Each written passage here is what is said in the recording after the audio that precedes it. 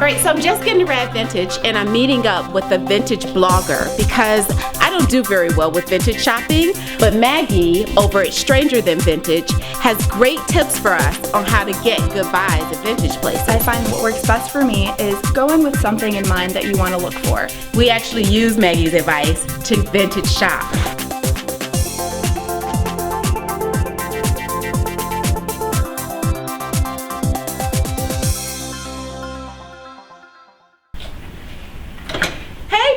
Hi, welcome to Rad Vintage. Thank you.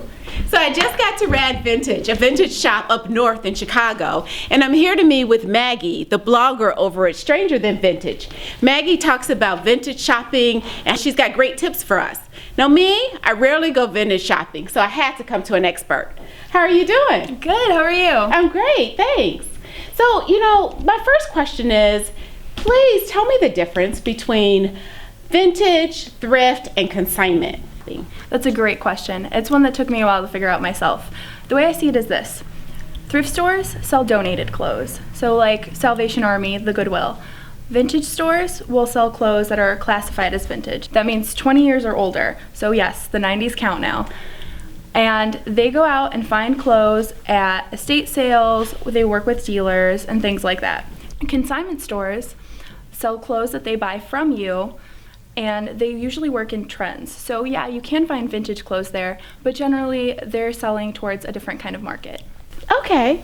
Well, I do know that vintage stores are a great place to find really unique pieces, things that really help you to stand out. So sometimes it can be a little overwhelming, at least for me, which is why I rarely shop vintage stores. But I want you to give us some great tips on how to have a successful vintage shopping trip. Sure, I do have a few. First of all, I find that what works best for me is go in with something in mind that you want to look for, no matter how vague it is. So it can be a dress, any pair of shoes, an amazing bag. As long as you know something you're looking for, it makes it less overwhelming. 2, try it on. Vintage sizes have changed. So a vintage 14 can now fit like a 6. Don't trust the tag. 3, check the quality. Zippers, buttons, seams, all those things wear with time. So give it a good look over. Sometimes it's worth fixing, sometimes it's not.